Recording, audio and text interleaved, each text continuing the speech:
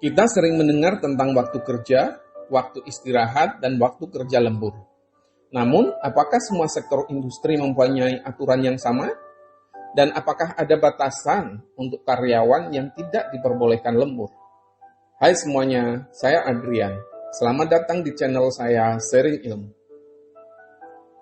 Untuk memahami lebih dalam tentang waktu kerja, waktu istirahat, atau biasa yang disebut WKWI, maka bisa dilihat di pasal 77 sampai dengan 85 UU TK, dan secara lebih lanjut diatur dalam PP 35 tahun 2021 sebagai pengejawantahan Undang-Undang Cipta Kerja.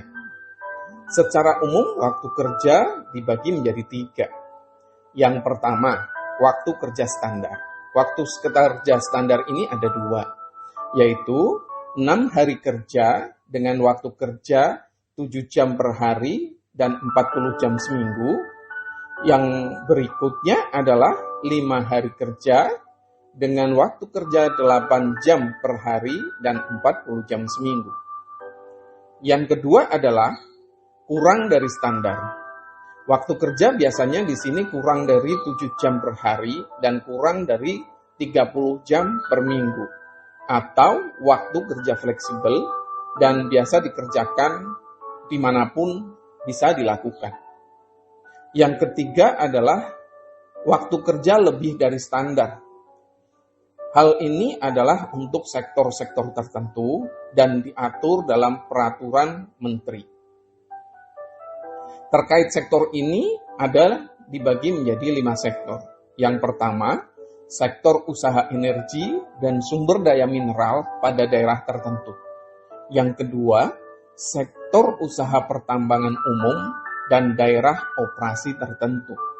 Yang ketiga, sektor perikanan pada daerah operasi tertentu.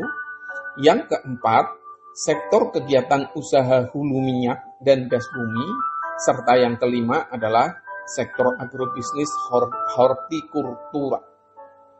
5 sektor ini karena mempunyai kekhasan dalam proses kerjanya, tentu saja mempunyai jam kerja yang berbeda pada waktu kerja standar, dan tetap saja mesti mengikuti regulasi yang ada. Nah, tentu saja ketika kita bekerja, kita harus mempunyai waktu istirahat dong. Nah, waktu istirahat sebenarnya bisa kita klasifikasikan sebagai berikut. Yang pertama, istirahat harian. Waktu istirahat ini minimal adalah 30 menit setelah bekerja 4 jam. Yang kedua, istirahat mingguan. Waktu kerja standar 1 hari setelah 6 hari kerja atau 2 hari setelah 5 hari kerja. Untuk sektor tertentu berdasarkan peraturan menteri terkait. Sementara untuk waktu kerja kurang dari standar, paling sedikit 1 hari setelah 6 hari kerja. Yang ketiga adalah istirahat tahunan. Ini biasa kita sebut dengan cuti tahunan yang diberikan sekurang-kurangnya adalah 12 hari setelah bekerja selama 12 bulan berturut-turut.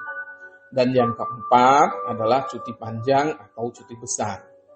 Perusahaan dapat memberikan hak istirahat panjang. Bagi perusahaan yang telah melakukan pemberlakuan istirahat panjang, maka tidak boleh mengurangi dari ketentuan yang sudah ada. Nah, di dalam regulasi, kerja lembur itu tidak berlaku bagi pekerja golongan jabatan tertentu yang bertanggung jawab sebagai pemikir, perancana, pelaksana, dan atau pengendali jalannya perusahaan. Hal ini karena waktu kerja tidak dapat dibatasi dan memang telah mendapatkan upah yang lebih tinggi. Nah, terkait hal ini akan lebih bagus jika dituliskan di dalam PP dan PKB karena memang undang-undang memberikan kebebasan untuk masing-masing perusahaan. Namun, mesti hati-hati ya. Karena apabila tidak diatur dalam PP atau PKB, maka semua berhak atas upah kerja lembur atau yang biasa disebut dengan UKL. Nah, Mas Bro, bagaimana menghitung UKL dengan perhitungan upah sebulan? Untuk perhitungan bisa dikelompokkan menjadi 5. Apabila upah bulanan tanpa tunjangan, maka 100% dari upah bulanan tersebut.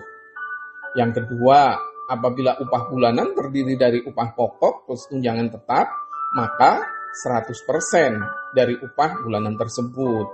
Yang ketiga, apabila upah bulanan terdiri dari upah pokok, tunjangan tetap, tunjangan tidak tetap, maka perhitungannya sebagai berikut, yaitu upah pokok ditambah tunjangan tetap kurang dari 75% upah, maka perhitungan upah lembur adalah 75% dari upah bulanan tersebut.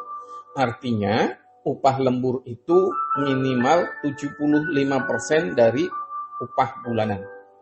Yang keempat, apabila upah dibayar secara harian, maka perhitungan upah bulanan yaitu upah sehari dikali 25 untuk 6 hari kerja atau dikali 21 untuk 5 hari kerja. Dan yang kelima adalah apabila upah didasarkan pada satuan hasil, maka perhitungan upah sebulan adalah rata-rata 12 bulan terakhir dan tidak boleh lebih rendah dari upah minimum. Akhirnya, apa yang mesti kita lakukan? Pastikan perusahaan mengatur terkait dengan golongan jabatan yang berhak dan tidak berhak mendapat upah kerja lembur di dalam PP atau PKB. Pastikan ada komunikasi yang jelas antara manajemen dan karyawan terkait implementasi istirahat mingguan dengan mempertimbangkan kebutuhan operasional agar istirahat mingguan bagi karyawan tidak jatuh pada hari yang sama. Pastikan kita semua memahami bahwa waktu kerja dan hubungan kerja adalah dua hal yang berbeda. Pastikan jika mengatur waktu kerja kurang dari waktu kerja standar, maka syarat-syarat telah terpenuhi dan dicantumkan di dalam PP atau PKB. Pastikan kita semua mengerti bahwa pekerja paruh waktu tidak dibatasi berdasarkan core atau non-core, namun dengan ketentuan waktu kerja kurang dari 7 jam dalam satu hari dan kurang dari 35 jam dalam satu minggu.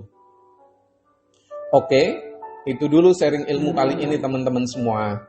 Silakan kasih komentar dan boleh kok kasih masukan tema apa lagi yang akan kita diskusikan pada pertemuan selanjutnya. Izinkan Adrian undur diri. Salam sukses mulia buat kita semua. Bye-bye.